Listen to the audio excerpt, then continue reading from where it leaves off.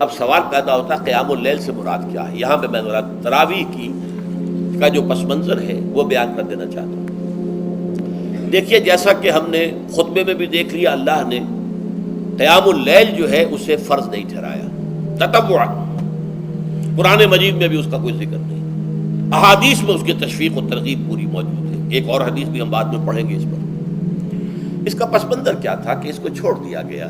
اب ظاہر بات ہے مسلمانوں میں کمزور بھی ہیں، مسلمانوں میں وہ مزدوری کرنے والے بھی ہیں، روزہ تو فرض ہے ان پر، چاہے مئی کا مہینہ ہے اور گندم کاٹنی ہے، روزہ تو پھر بھی رکھنا ہوگا، یہ سب کچھ ہے۔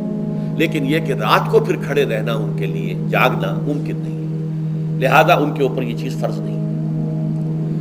حضور نے تراویح کی نماز یا قیام اللیل نہ اسے فرض قرار دیا، نہ اس کے بعد جماعت کوئی اہتمام کیا مستقل، صرف 3 راتیں آپ نے جماعت کروائی ہے، اس میں 8 رکعتیں آپ نے پڑھی ہیں کہ جو آپ کا معمول تھا تہجد کا وہ پڑھی، اور تہجد کے وقت ہی جماعت کرائی ہے۔ یہ ہے وہ حدیث۔ اس کے علاوہ کسی نماز تراویح جو ہے جو ہم پڑھتے ہیں 20 رکعتیں عشاء کے ساتھ متصل، اس کا کوئی ذکر نہ دور نبوی میں ہے نہ دور صدیق اکبر میں ہے۔ یہ دور حضرت عمر کی خلافت میں ہوا ہے، اور ہم نہیں کہہ سکتے کتنے سال کے بعد ہوا ہے۔ حضرت عمر رضی اللہ تعالیٰ عنہ کی خلافت کا دور جو ہے وہ تو 10 برس ہے، ہو سکتا ہے 5 برس کے بعد ہوا ہو، 6 برس کے بعد ہوا ہو، 12 ہوا ہے ان کے عہد میں۔ حضرت عمر ایک مرتبہ مسجد میں داخل ہوئے، مسجد نبوی میں، تو دیکھا کہ کچھ لوگ 8 10 12 جو ہے وہ ایک جو ہے حافظ کے پیچھے کھڑے ہوئے اور قرآن سن رہے ہیں، کچھ دوسرے کونے میں کھڑے ہیں، کچھ کہیں اور کھڑے ہیں، مختلف جماعتیں ہو رہی ہیں۔ تو انہوں نے سوچا کہ کیوں نہ ان سب کو ایک امام کے پیچھے جمع کر دیا جائے، اور اس کے لیے لوگوں کی سہولت کے لیے عشاء کے ساتھ متصل رکھ دیا جائے، اس لیے کہ تہجد کے وقت اٹھنا جو ہے وہ تو ہر کس و ناقص کا کام نہیں ہے، کہ عشاء کے بعد اگر تھوڑا سا اضافی وقت ہو صرف، تو یہ ہر شخص کر لے گا، مزدور بھی کر لے گا۔ لہذا آپ نے یہ نظام تجویز فرمایا کہ عشاء کے متصلاً بعد 20 رکعت نماز پڑھی جائے اور ایک امام کے پیچھے پڑھی جائے۔ یہ گویا کہ اجتہاد ہے حضرت عمر رضی اللہ تعالی عنہ،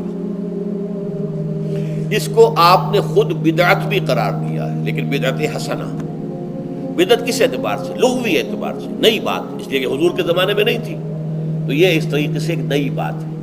لیکن یہ بات چونکہ بہت اچھی ہے، بہت عمدہ ہے، آپ جب یہ نظام چل پڑا تو ایک دن مسجد میں آئے، دیکھا کہ بڑی بھری مسجد ہے، صحابہ کھڑے ہیں اور ایک امام کے پیچھے قرآن سن رہے ہیں۔ آپ نے فرمایا نعم البدعۃ ھذہ، یہ جو ہم نے نئی بات شروع کی ہے یہ بہت اچھی ہے، بہت عمدہ ہے۔ اب یہاں سے فرق واقع ہو گیا ہے۔ ایک تو اہل تشیع جو ہے وہ تو ویسے ہی حضرت عمر سے بہت دشمنی رکھتے ہیں، عناد رکھتے ہیں، تو حضرت عمر کے اجتہادات سے انہیں نفرت ہے، انہیں دوری ہے، چاہے وہ کوئی سا بھی حضرت عمر کا اجتہاد ہو۔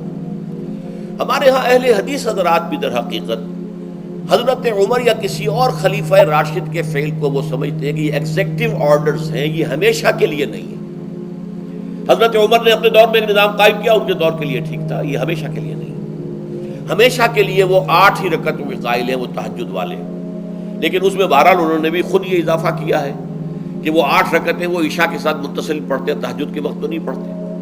اور حضور نے تو صرف 3 روز جو ہے وہ کرائی تھی جماعت، وہ لوگ 30 دن یا 29 دن پڑھ رہے ہیں، تو اضافہ تو انہوں نے بھی کر دیا، تو نظام میں تبدیلی تو ہو گئی۔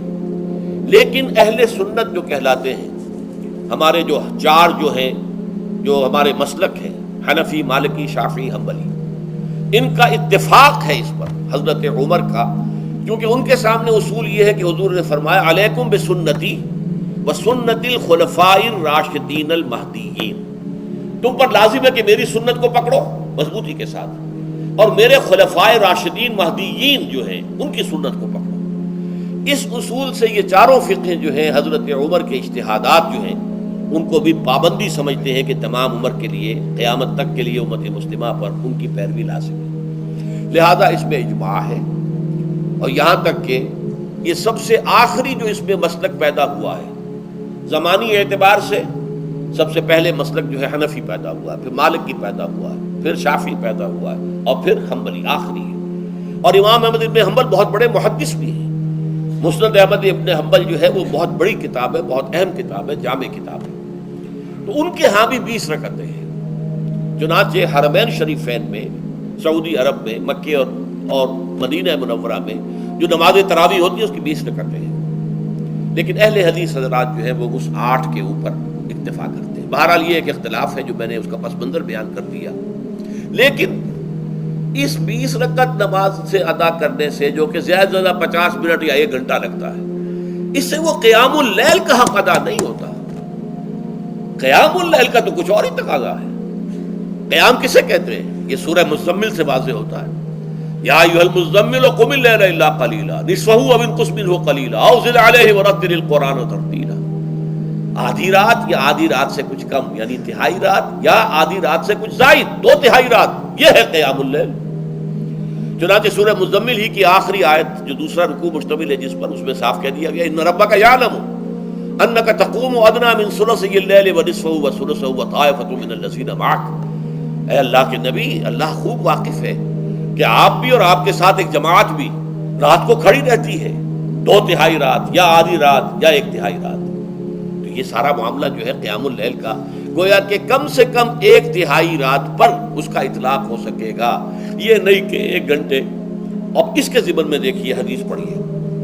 تیسری حدیث ہے ان عبداللہ ابن عمرو ابن العاص رضی اللہ تعالی عنہ. یہ وہی عبداللہ ابن عمرو ہے جن کی میں نے آپ کو حدیث پہلے سنائی ہے. یہ ساری رات کھڑے رہتے تھے، پوری رات، اور ہر روز روزہ رکھتے تھے، جس پر حضور نے منع کیا، لا تفعل، مت کرو ایسا.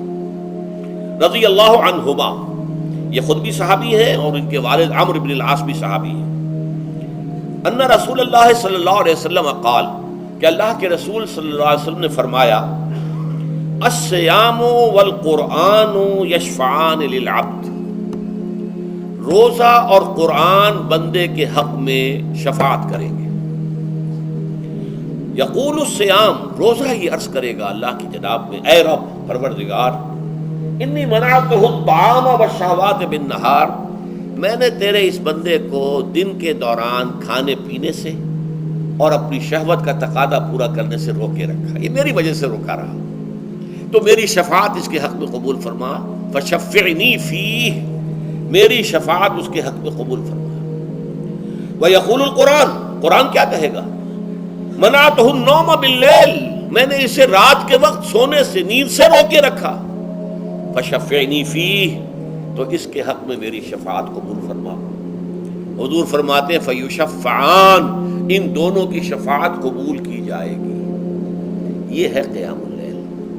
یہ قیام اللیل صرف تراویح کی نماز سے جو پڑھ لی جاتی ہے، اور ہمارے ہاں تو یہ ہے، وہاں کم سے کم یہ تو تھا، صحابہ کرام کھڑے ہوتے تھے تو جو قاری پڑھ رہا ہوتا تھا وہ ان کے دل میں اترتا جاتا تھا، اس کا مضمون اور مفہوم جو ہے ان کو معلوم ہے، لہذا وہ اس کی زبان سے نکلا ہوا ہر لفظ ان کے قلب کی گہرائیوں تک اتر رہا ہے. یہاں تو یہ ہے پیرٹ لائک حافظ ہے، اسے خود پتہ نہیں میں کیا پڑھ رہا ہوں. اکثر حفاظ جو ہیں وہ عالم تو نہیں ہوتے، اور جو سن رہے ہیں انہیں کچھ پتہ نہیں ہم نے کیا سنا ہے. تو ٹھیک ہے، کم سے کم ثواب تو انہیں ملے گا کہ انہوں نے وقت نکالا ہے. 1 گھنٹہ ہی اضافی صحیح، لیکن بہرحال اس کا وقت تو انہوں نے نکالا ہے، محنت کی ہے، کھڑے رہے ہیں، ثواب ملے گا.